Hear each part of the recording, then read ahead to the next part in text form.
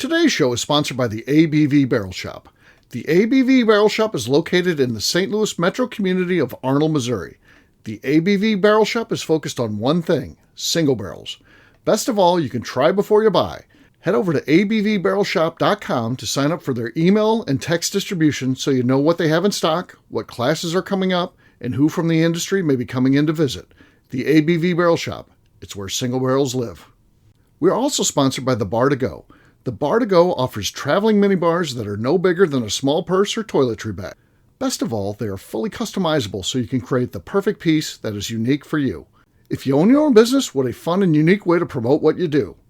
Check them out online at thebartogo.com. That is the number 2 in the Bar to Go. If you have wholesale questions, call my friend Isabel Clark at 504-481-1297. Finally, we are sponsored by the Neely Family Distillery.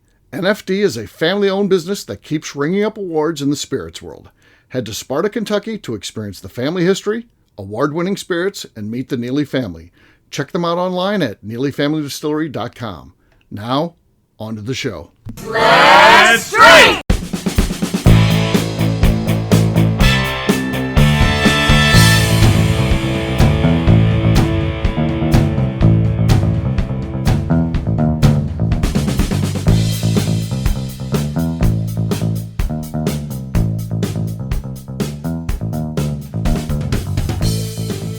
Welcome to the Bourbon Daily, the podcast about everything bourbon delivered to you every day of the week.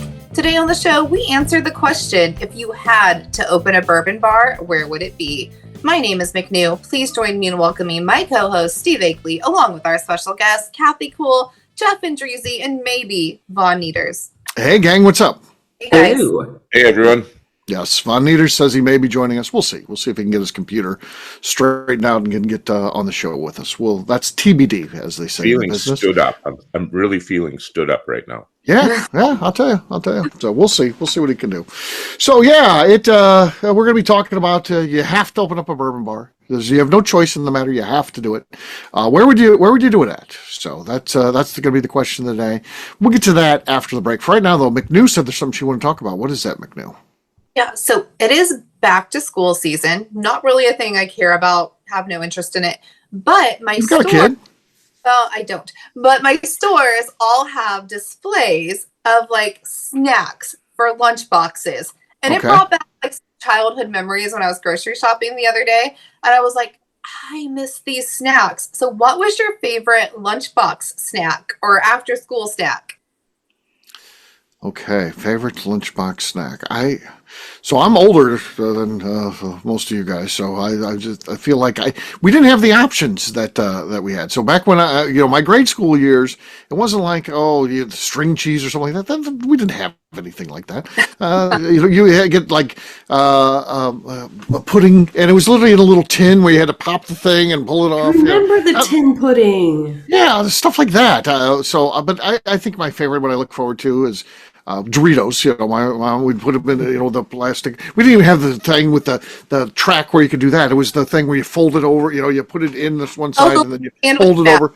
Yeah, the bag where it just kind of folds on. See, my mom used to lay out a piece of plastic wrap. Okay. Put the chips in the middle and then just kind of bunch it up. Okay, makes sense. Was that cheaper? My mom did everything cheap. So yeah. Chip pouch. Yeah. The peanut butter and jelly sandwich would go in the bag sometimes, but usually everything was wrapped in a piece of saran wrap. Okay. Kind of. All right. So mine was Doritos though. So I like Doritos. So Doritos are that was a Hostess snacks, Hostess Ding Dong. Oh yeah, back when they were really full size compared to what they have today. Yeah. So, no. And the Ding Dongs were wrapped in tinfoil. Yeah, like real tinfoil. Yes. Yeah. People are thinking we're making this up, but it's not. It's true. Karen's like, no, they're lying. They're lying. Oh, it's true. That's how they used to do stuff. Yes. Jeff, how about you? Yeah, there weren't anything like fruit snacks. Yeah, none of that stuff. That wasn't fruit roll-ups. None of that. None of that. Go-gurt. No, no Go-gurt. Yeah. So yeah, I think if things were going well, we probably did get the pudding cup with the tea, and you always try to lick the inside and cut your tongue a little bit. It was tough being a kid back when I was young. So. Yeah. Yeah, certainly it was, a bag of Old Dutch chips that were sized down into the fold-over bags, just like Steve. We did the same thing. So yeah. That's what I remember from lunches, and a can of pop that Mom always rolled up in tin foil, thinking it was going to keep it cold somehow.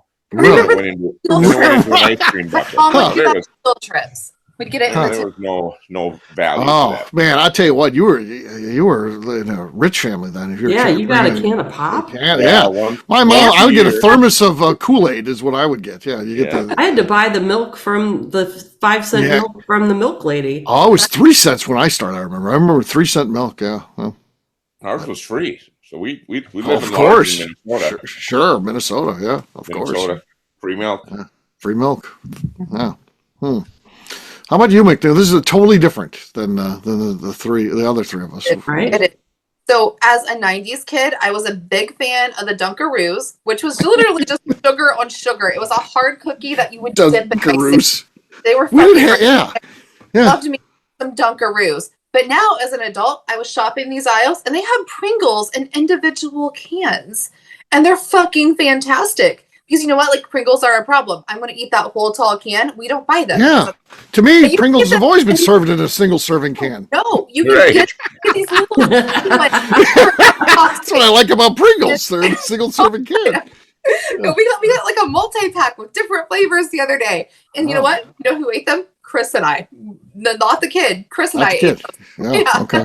None of them are left. All right. Von Nieters has come in. So we're going to ask, we're doing small talk here, Von Nieters. And the question is, you're the last one to go. So the question is, what was your favorite snack item in a lunch that you brought? That got packed.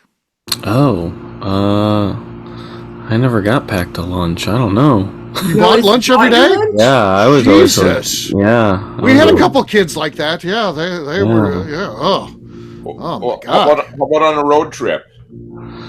I like a good bag of beef jerky. Okay. What the hell's going on with your sound? We might have to cut Von Nieters off here. Does it sound weird? Yeah, it's like a weird fan or suction noise. I don't know. It's quiet now, so. That RV running in the background. Yes. Remember when he got so mad about that he looked through the monitor? He's like, that does look like an RV. Yeah. I couldn't see it. Yeah. Now he knows. Well, I did. Yeah. Until I did. Now you can't unsee it. That's the problem. You can't unsee it now. So there you go. There was our favorite lunch items. Well, go. Somebody say something. What? Do you guys have a snack drawer in your house? That must be bad tonight. Yeah. Oh, yeah. You're gonna. No, we have my pantry is like open concept, and I have like baskets in it. So we have snack baskets. It's an open concept. Same McNew. I'm a cat. I can be whatever I want. I'm an open concept. I can be whatever I want. Open concept. We have snack baskets, and so there's one for like, I don't know, like the little cakes and sugary things, and there's one for chips and like nuts and trail mix. Like I separate them and I organize them. But yeah, we have baskets of snacks because we're snackers. Like, this is not an ingredient household. Like, if it's not in a bag, have no food. An ingredient household. We're not ingredient. For snacks, we have some on the counter. We've got those old Planters peanuts, like the big. I don't know if you ever see them at like an antique mall. Jars, and you can find ones that are like cobalt blue and stuff like that. So we have a series of those, and then there's different snacks, and there's things like granola bars or that type of thing. So those are available. Yeah. Well, I do not keep snacks in the house. No snacks. Yeah, because I'd eat the whole bag. Well, see, that's the problem, because I feel like if there's not snacks, then we don't have groceries. Even though there's a fridge and a freezer full of things that are healthy, if there's not stuff in those baskets, I'm like, oh my God, there's no food in this house, because I'm not cooking any of that shit in the fridge. So really, what about the chicken? The chicken, I prefer the frozen ones because I can just chuck them in the air fryer and they're not raw. Yeah. And ranch is basically a snack, so. Oh yeah, ranch does. I don't eat ranch. Oh my God. She just puts that in a bottle and with a nipple on it and just goes to town on ranch. God. We had family here this week and some grandkids, and one of the parents looked at me and said, "Where do you hide your snack drawer?" We're like KK there aren't many snacks around because I'd eat them, and I have a tendency to gain weight, so I just, if it's not here, I can't eat it. You can't eat it. That's solid.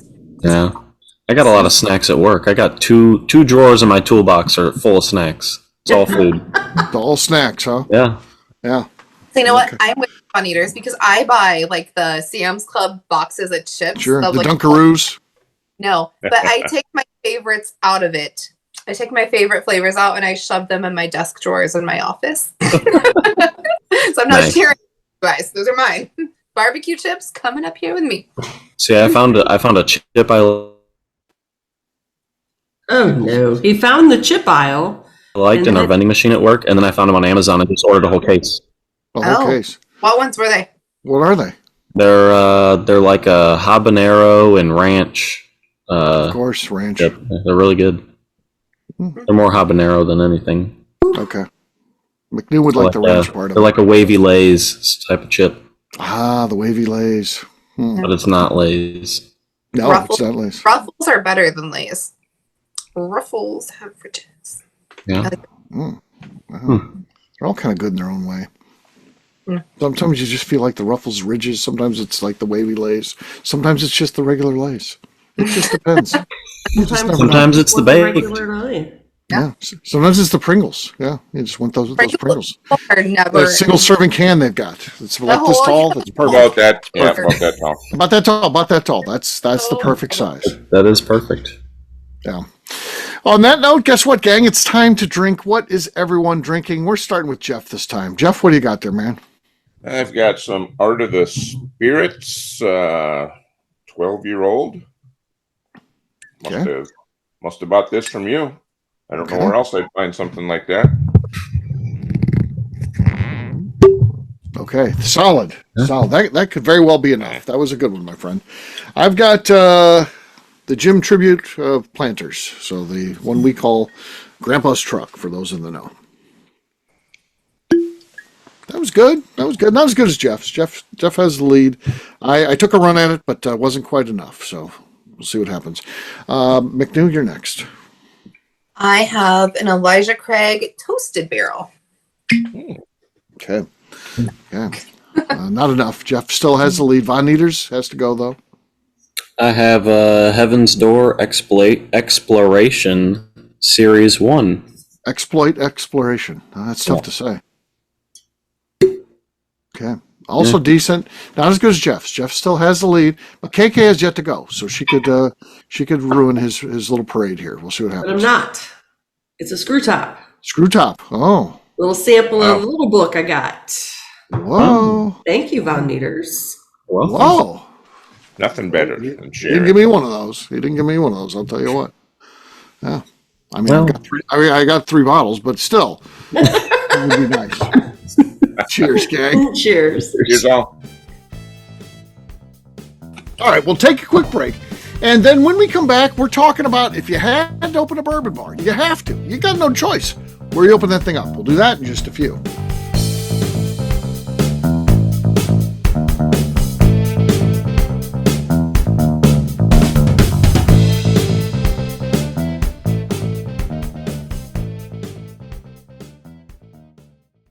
Okay, let's talk about the people that make these shows happen. First up is the Stave and Thief Society.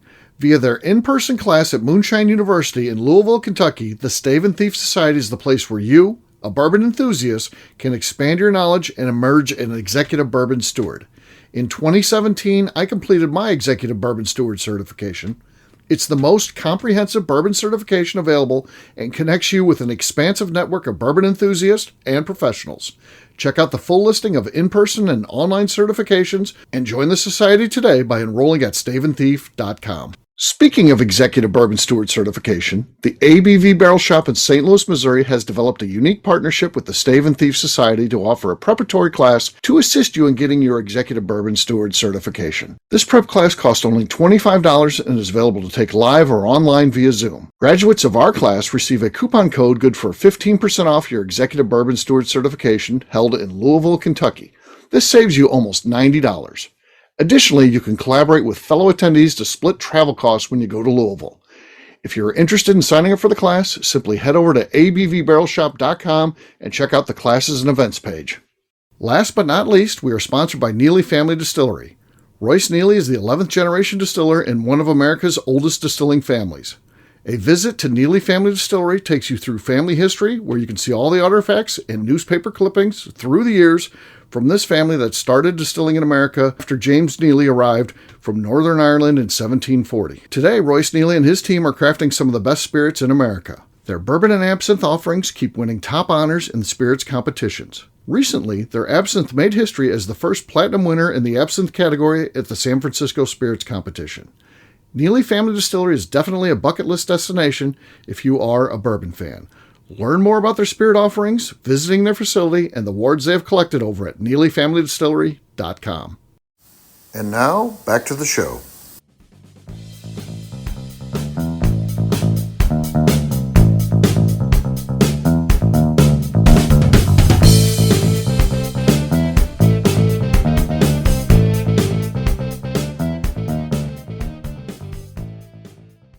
All right, on that note, guess what, gang? It's time to drink. What is everyone drinking? Let's start with our in-house billionaire here, Ryan Thompson. Ryan, what do you got there, man? Oh, boy. Well, might as well come out of the gate with a little Leopold's Dickel 3-chamber. Oh, nice. Oh, lovely one tonight here. Sunday evening, might as well. Okay. Audible. By the way, Brian, that was your best cork pop ever. Thank you. I appreciate that. Usually we don't hear anything from you. That was decent. We need to rest. Quite silent. Yeah, we'll see what happens. That could win this thing. Ryan has the lead. Wow, that's something. This is something. Yeah. All right, Tim, you're next. All right, I'm going to go with a Boxing Bear as well. This is Boxing Bear. So it's the reading chair. I think it's that's second, number 2. Yeah, I think that's number 2. Yeah, because it's number 2. Yeah. Channeling the legend as well on here with my FALS wristband. Slide on the set. Wow. Tim, did you go yet? Is that Listen to Ryan. Right? Fucking drink. Here's his first ever audible cork pop. There was nothing on my side as well. So, Ryan, yes. So what was better, Ryan's cork pop or his trash talk on his first ever audible cork pop? This is Steve Akeley, and you're listening to the Bourbon Daily on the ABV Network. Welcome back to the Bourbon Daily. Today we're talking about if we had to open a bourbon bar, where would it be? Yes, we are. So this could be as simple as your hometown. It could be a place where you want to go and live. It could be, the bourbon bar capital of the world in like Louisville, Kentucky. You're thinking, well, there's just another one. Well, yours is going to be special. You're gonna stand out amongst your peers. So I don't know. I don't know what the answer is. It's all up to individuals. What do you guys think? If you had to open a bourbon bar, where would it be? Well, Steve, you know where mine's going to be. Balmy, South Dakota? It is going smack dab downtown Rapid City, South Dakota. Man, I'll tell you what, those temps in the winter, you're going to be loving it. I'm telling you, it's shorts on and it's a palm trees. Population of bourbon drinkers, young hip people that are going to just get attracted to the bourbon. And in the winter, when it's colder, people like to drink the whiskey. Yeah. And I'm going to be close to Colorado, so I can dive in and tie into that side of the country just as easy as Kentucky. That side of the country. Like, to me, it's all the same there. Minnesota, South Dakota, Colorado. It's all basically the same thing. He's going to have the whole area locked down. No, he's going to the whole other side of the country. He's going to Colorado. It's going to be a bourbon kingdom. Yeah. Jeff's taking over. Got chains on the tires. They're ready to take over. They get tourist traffic like crazy. Oh, man. Yeah. So, nonstop. So yeah. I'm just because I have to be able to make a living off of this. I'm not independently wealthy. I need to have a little cash flow. Yeah. So you're all invited. Plus, your wardrobe could be a lot less because South Dakota's so balmy. So you get less clothes you need. You don't have to spend as much. Throw all those jackets away.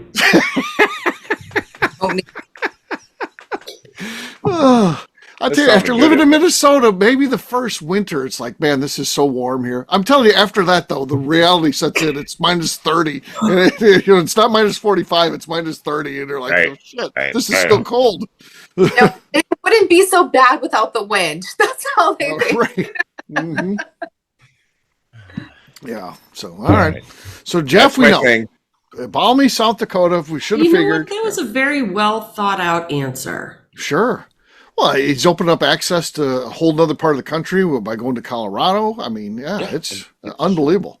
The amount of country you get to see then. So, yeah. No brainer. Yeah. The Leopold brothers might even give me a sign to hang on the wall. I'll be there.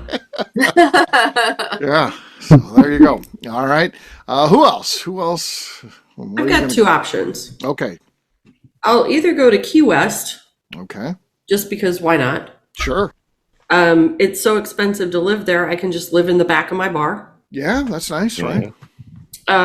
Or, this whole thing that they're doing in Wisconsin with the pull tabs. Mm-hmm.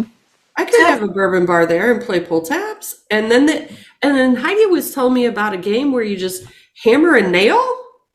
Oh, Hammerschlagen. That's called working. Hammerschlagen. You've never seen that on social media where they do that? No. Y'all don't have. Don't they do it into like a log? Yeah, into a big log. Yeah, use the sharp everyone has pull tabs, but it's a way of life. Yeah, we got pull tabs here. Everyone's got pull tabs, but it's a way of life in Wisconsin. It is. Yeah. Yeah. So I think I'd either go to Wisconsin or Key West. Wisconsin. I think Key West is the better option. Yeah. I'll go to Key West. You can have Wisconsin. No. That'll be nice. I would like to be in Key West. I feel like, there's not a room for a lot of them, but one really great bourbon bar would have a place in Key West. There's enough bourbon fans that come down there for vacation. And I get it, for the most part, 90% of their time can be outspent drinking rum drinks, because that's the same thing I would do. But it's nice to have that little feeling of home and come in. And, with the number of tourists that they've got there, the numbers work for having one good bourbon bar. I think in Key West, it has to be a mid-level bar because there's so many dive bars, right? That you're just a trashy tourist in. Or they're those very, very upscale things where you're like, I'm a shit show. I can't go in there. So you have to be mid-level to accommodate. Somewhere where a shit show can go. Yeah. Right. A shit show can show up. Somewhere with extra cones and lots of curb space. Uh-huh. Yeah. Exactly. Bring me a truck. Can I put a traffic cone outside so I come like traffic cone outside? We'll put a traffic cone outside for McNew. We'll put a handle on the side of the wall so in case you have to pop a squat outside of our building, you won't fall because you'll have a handle to hold on to. Basket to hold all your shoes. Oh, bush. Hey now.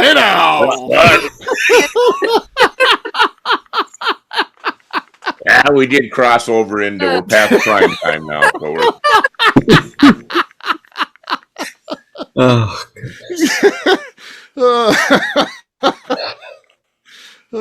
so I there go to you that go. bar too. That sounds like of course. at least she didn't mention her McNewbies. It was comically said fast because of his internet problems. So we've got three. We know there's going to be a great new bourbon bar in balmy South Dakota. We know there's going to be one in Wisconsin, and there's also going to be one in Key West. I have two ideas. Okay. So we'll help you narrow this down. What do you got? Okay. So in the east side of Indianapolis is a little neighborhood called Irvington. And they are one of the Halloween towns. They have one of the biggest Halloween parades in the world. And I already have this concept in my head of a bar called the Whiskey Witch, where in the front of my bar is an oddities store, a crystal store, and like Halloween stuff. And in the back, have that stuff. And in the back, I have single barrel bar only. That's going to be my jam. And it's the Whiskey Witch. And you have to go through these like little spooky velvet curtains. It's going to be almost like a speakeasy, but spooky. In Irvington, because Irvington's spookeasy. Or I I've been going back to Cincinnati a lot because my best friend's doing wedding shit, and I miss Covington. I would go back to Covington in a heartbeat and do a bourbon bar there. And they have several, but I want to do it. They don't have a Halloween culture. I've heard you say you hate Covington. Right. She said how much she hated it so many times, but by God, now. I hated it then. I like it now. It's different. Yeah. It's a different vibe than when I lived there. But I would go back because it's nice now. Well, I think you need to go to your Halloween town. Yeah. It's only 20 minutes from my house. It would be very convenient, actually. There you go. You could still live where you're at and have 20 minutes away. That's nothing. Yeah. Yeah. It's an easy commute. Anything that's called the Spook-Easy. Spook-Easy. I would have. Yeah, I say you go with that. I mean, I think it works. The Halloween theme, and it'd definitely be different. And and I would do it all year round. So they're a spooky little town. Like in October, September, they thrive. Sure, that's their prime time. But going all year. Right. It's like Santa Claus, Indiana. They can't turn it off. They gotta be Christmas all year. They can't be like, well, we don't really do the Christmas stuff in March and stuff. No, they got to do it all year round. So yeah. The Santa statue that's prominent, we put some Easter Bunny ears on it. They don't do that. They're Santa all year. Exactly. Right. Yeah. All right, Von Nieters, we haven't heard from you. Where's your bourbon bar going to be? I think I've got the perfect location. I think I'm winning this thing. Okay. I am going to go in Arnold, Missouri, in the Fox Valley Center. Number 4, right? Yes, exactly. Right next to the Speakeasy and the Barrel Shop. I feel like that would complement all the businesses right there. We can feed off of each other. And that would help, yeah. That'd be great. That would be good. Yeah, we've always said, man, there's a daycare there, and that's the one we want. It's a nice corner spot, bigger than most of the other stores there. And then also what's kind of cool is they have because they're at the end, they have a fenced-in, what is like the play area for the kids. But it would be a great, outdoor dining area. Patio. Which is cool. I was thinking it'd be like a good place to send McNew when she's had too much to drink. Just, That's true. That's true. Your yard time. Yeah. She'll be, fenced in. She can't get away. Put some cones out there. I do need to be. If you put like multiple size cones, I'd be entertained for hours, really. Right. Fine. She just follows them. Yeah. How you get McNew to go where you want her to go? You just set up the cones spread out so far so she just is like on track. Ooh, piece of candy. Piece of candy. Piece of candy. Perfect. Yeah. Really. Yeah. There you go. So there you go. There's where we'd have our bourbon bars. So that's a fun discussion. So yeah, that's good. And I think we got some good places, and we had good reasons for doing so for each of them. So there you go. On that note, we'll wrap this one up as we always do by talking about where people can find us. Von Nieters, where can we find you? You can find me on Instagram at Von Nieters. Jeff. You can find me on Instagram, Facebook, and the Cigar Dojo. Jeff Endrizi, 2 I's and 2 Z's. KK. You can find me on Instagram at KK Cast Strength. McNew. I'm on Instagram at McNew ABV. All right, for me, I'm an easy guy to find. I'm at Steve Akeley, Twitter, Instagram, or Facebook. I've got a website, steveakeley.com. We've also got a company website. I think it's going to be abvnetwork.com. Check that one out. Everything that we do is out there. Also, check out abvbarrelshop.com. That's where the ABV Barrel Shop has our online presence. We have our classes and events. We have what's currently in stock. So much more. abvbarrelshop.com. McNew, anything else to say before we get out of here? I'd like to remind the audience to please give us a 5-star review. That includes comments. It helps new people find the show, which is very important to us. And if you like what we're doing, we ask that you please visit our Patreon page at patreon.com/the ABV Network. Great job today, gang. Farnians, we'll have a brand new show for you tomorrow. Looking forward to that. Until then, take care, everybody. See ya. Bye. Bye. Peace.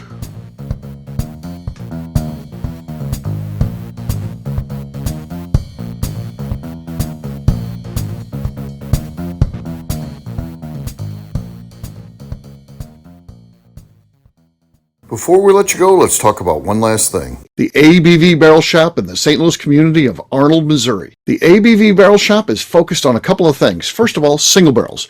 We are the place where single barrels live. We go to distilleries, taste through the whiskey, select the best barrel, and have it shipped to our store where we present it to you, our customers, by allowing you to try before you buy. We're also known for the classes that we have in our education center in the store, as well as the events we have with industry professionals from the bourbon business. If you are in the St. Louis area, please come by and visit us at 6 Fox Valley Center in Arnold, Missouri. Or at a minimum, at least sign up for our email and text distribution so you know exactly what's going on in our shop over at abvbarrelshop.com.